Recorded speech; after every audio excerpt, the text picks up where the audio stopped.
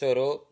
राहुल सांकेतयान का जन्म सन 1893 में उनके ननिहाल गांव पंदहा, जिला आजमगढ़, उत्तर प्रदेश में हुआ। स्टॉप। उनका पैतृक गांव कनेला था। स्टॉप। उनका मूल नाम केदार पांड्ये था। स्टॉप। उनकी शिक्षा काशी, आगरा और लाहौर में हुई। स्टॉप। सन 1930 में उन्होंने श्रीलंका जाकर बौद्ध धर्म ग्रहण कर लिया। स्टॉप। तब से उनका नाम राहुल सांकेतयान हो गया। स्टॉप। राहुल जी पाली, प्राकृत, अपभ्रंश, तिब्बती, चीनी, जापानी, रूसी सहित अनेक भाषाओं के जानकार थे। स्टॉप। उन्हें महापंडित कहा जाता था। स्टॉप। सन 1963 में उनका देहांत हो गया। स्टॉप। राहुल सांकेतयान ने उपन्यास, कहानी, आत्मकथा, यात्रा वृत्त, जीवनी, आलोचना, शोध आदि अनेक विधाओं में साहित्य सृजन किया। स्टॉप। इतना ही नहीं, उन्होंने अनेक ग्रंथों का हिंदी में अनुवाद भी किया। स्टॉप। मेरी जीवन यात्रा, 6 भाग, दर्शन, दिग्दर्शन, 22वीं सदी, वोल्गा से गंगा, भागो नहीं दुनिया को बदलो, दिमागी गुलामी, घुमक्कड़ शास्त्र उनकी प्रमुख कृतियां है। स्टॉप। साहित्य के अलावा दर्शन, राजनीति, धर्म, इतिहास, विज्ञान आदि विभिन्न विषयों पर राहुल जी द्वारा रचित पुस्तकों की संख्या लगभग 150 है। स्टॉप। राहुल जी ने बहुत सी लुप्तप्राय सामग्री का उद्धार कर अत्यंत महत्वपूर्ण कार्य किया है। यात्रावंत लेखन में राहुल जी का स्थान अन्यतम है। उन्होंने घुमक्कड़ी का शास्त्र रचा और उससे होने वाले लाभों का विस्तार से वर्णन करते हुए मंजिल के स्थान पर यात्रा को ही घुमक्कड़ का उद्देश्य बताया। स्टॉप। घुमक्कड़ी से मनोरंजन, ज्ञानवर्धन एवं अज्ञात स्थलों की जानकारी के साथ साथ भाषा एवं संस्कृति का भी आदान प्रदान होता है। स्टॉप। राहुल जी ने विभिन्न स्थानों के भौगोलिक वर्णन के अतिरिक्त वहां के जनजीवन की सुंदर झांकी प्रस्तुत की है। स्टॉप। संकलित अंश राहुल जी की प्रथम तिब्बत यात्रा से लिया गया है, जो उन्होंने सन 1929-30 में नेपाल के रास्ते की थी। स्टॉप। उस समय भारतीयों को तिब्बत यात्रा की अनुमति नहीं थी। स्टॉप।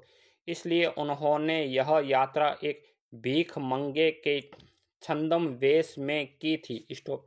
इसमें तिब्बत की राजधानी लहासा की ओर जाने वाले दुर्गम रास्तों का वर्णन उन्होंने बहुत ही रोचक शैली में किया। स्टॉप। इस यात्रा वृत्तांत से हमें उस समय के तिब्बती समाज के बारे में भी जानकारी मिलती है। स्टॉप। वह नेपाल से तिब्बत जाने का मुख्य रास्ता है। स्टॉप।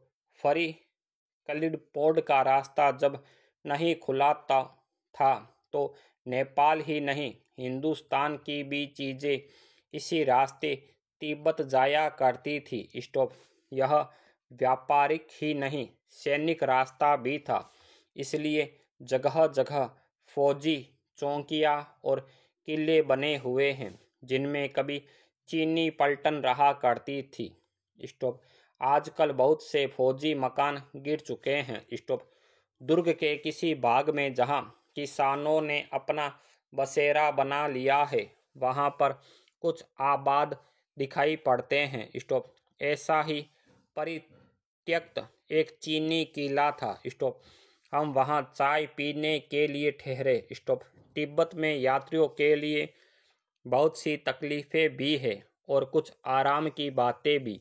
वहां जाति पाति, छुआछूत का सवाल ही नहीं है और ना औरतें पर्दा ही करती है। स्टॉप। बहुत निम्न श्रेणी के भीख मंगों को लोग चोरी के डर से घर के भीतर नहीं आने देते, नहीं तो आप बिल्कुल घर के भीतर चले जा सकते हैं। स्टॉप।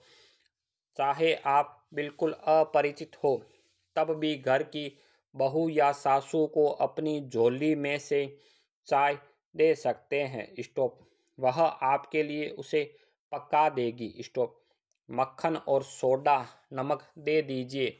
वह चाय चौड़ी में कूटकर उसे दूध वाली चाय के रंग की बना के मिट्टी के टोंटीदार बर्तन में रख के आपको दे देगी। स्टॉप।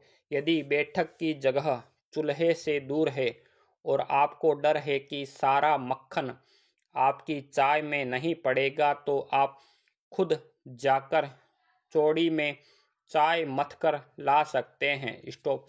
चाय का रंग तैयार हो जाने पर फिर नमक मक्खन डालने की जरूरत होती है। स्टॉप। परित्यक्त चीनी किले से जब हम चलने लगे तो एक आदमी राहदारी मांगने आया। स्टॉप। हमने वह दोनों चिट्टे उसे दे दी। स्टॉप। शायद उसी दिन हम दौड़ला के पहले के आखिरी गांव में पहुंच गए। स्टॉप। यह भी सुमति के जान पहचान के आदमी थे और भीख मंगे रहते भी ठहरने के लिए अच्छी जगह मिली। स्टॉप। 5 साल बाद हम इसी रास्ते से लौटे थे और भीख मंगे नहीं, एक भद्र यात्री के वेश में घोड़ों पर सवार होकर आए थे। स्टॉप। किंतु उस वक्त किसी ने हमें रहने के लिए जगह नहीं दी और हम गांव के एक सबसे गरीब झोंपड़े में ठहरे थे। स्टॉप।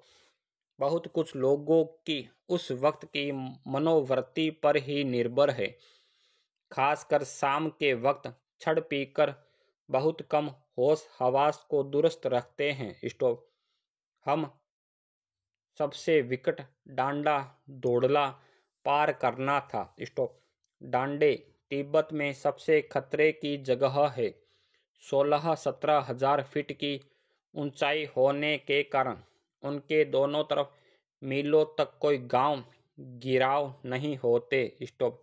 नदियों के मोड़ और पहाड़ों के कोनों के कारण बहुत दूर तक आदमी को देखा जा नहीं सकता। स्टॉप। डाकुओं के लिए यही सबसे अच्छी जगह है। स्टॉप। तिब्बत के गांव में आकर खून हो जाए तब तो खूनी को सजा भी मिल सकती है। स्टॉप।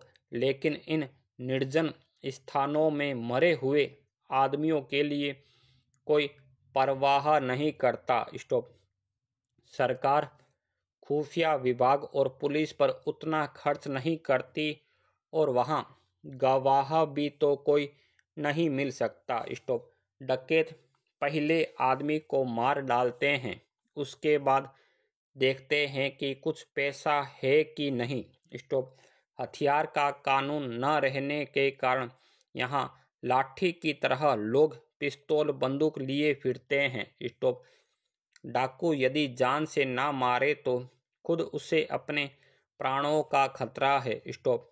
गांव में हमें मालूम हुआ कि पिछले ही साल दौड़ला के पास खून हो गया। स्टॉप। शायद खून की हम उतनी परवाह नहीं करते क्योंकि हम भीख मंगे थे और जहाँ कहीं वैसी सूरत देखते टोपी उतार जीभ निकाल कुची कुची दया दया एक पैसा कहते भीख मांगने लगते। लेकिन पहाड़ की ऊंची चढ़ाई थी, पीठ पर सामान लाद कर कैसे चलते और अगला पड़ाव 16-17 मील से कम नहीं था। स्टॉप। मैंने सुमति से कहा कि यहाँ से लड़कोर तक के लिए 2 घोड़े कर लो, सामान भी रख लेंगे और चढ़े चलेंगे। स्टॉप। दूसरे दिन हम घोड़ों पर सवार होकर ऊपर की ओर चले। स्टॉप। डांडे से पहले एक जगह चाय पी और दोपहर के वक्त डांडे के ऊपर जा पहुँचे। स्टॉप। हम समुद्र तल से 17-18 हजार फीट ऊंचे खड़े थे। स्टॉप। हमारी तरफ पूर्व से पश्चिम की ओर हिमालय के हजारों श्वेत शिखर चले गए थे। Full stop.